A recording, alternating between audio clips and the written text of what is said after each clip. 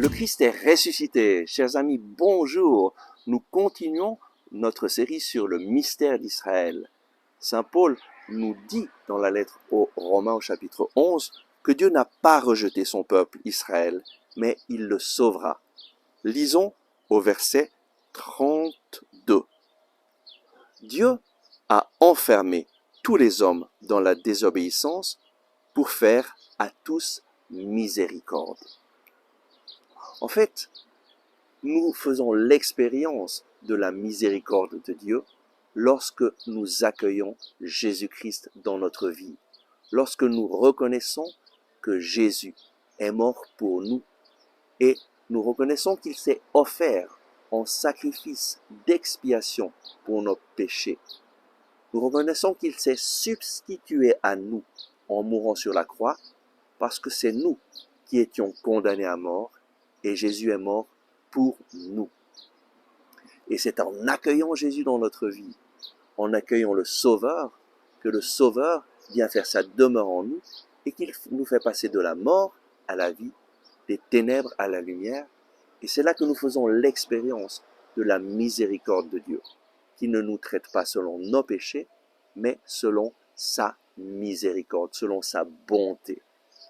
Et ce don de Dieu, il est pour tous les hommes. Il est pour nous, les chrétiens, mais il est aussi pour le peuple de Dieu, le peuple d'Israël. Et Saint Paul nous dit que Dieu a enfermé tous les hommes dans la désobéissance. Pas seulement le peuple d'Israël qui a rejeté le Messie, mais nous tous, nous avons rejeté Jésus d'une certaine façon. Et c'est seulement en adhérant pleinement à Jésus, en le mettant au centre de notre vie, que nous pouvons faire l'expérience de sa miséricorde. Et Dieu a fait à tous miséricorde. Et donc, avec Saint Paul, prions pour le peuple d'Israël, d'où nous vient le Messie. Prions pour qu'il puisse reconnaître au plus vite que Jésus est le Messie. Prions pour que toujours plus de Juifs accueillent Jésus dans leur vie et deviennent des Juifs qui croient en Jésus. Et alors, il y aura une accélération de la manifestation de Jésus dans ce monde. Nous devons prier pour le peuple d'Israël pour qu'il reconnaisse Jésus.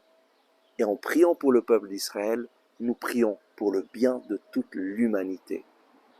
Soyons des chrétiens qui ont conscience du plan de Dieu pour l'humanité et de la place du peuple d'Israël dans le plan de Dieu. Soyons des chrétiens qui prient pour que Dieu se manifeste dans la vie du peuple d'Israël, dans la vie des Juifs dans le monde entier, pour que toujours plus de Juifs puissent reconnaître que Jésus est le Messie qu'ils attendent, que Jésus est le Messie qui réalise les prophéties, et spécialement la prophétie du prophète Isaïe, au chapitre 53. Or, ce sont nos blessures dont il était chargé, nos souffrances qu'il portait. Il a été transpercé à cause de nos crimes, écrasé à cause de nos fautes. Le châtiment qui nous rend la paix s'est abattu sur lui.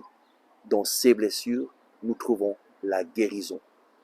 Tous, nous étions comme des moutons, errants, suivant chacun notre propre chemin. Mais Dieu a fait tomber sur lui nos fautes à tous.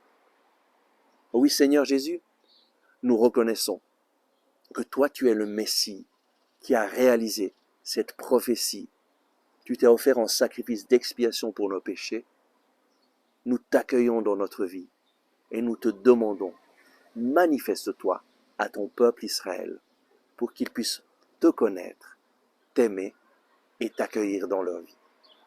Amen. Merci d'avoir regardé ce message. J'espère que vous l'avez aimé et je vous invite à le partager à vos amis, à cliquer sur le bouton j'aime et à vous inscrire à notre chaîne YouTube.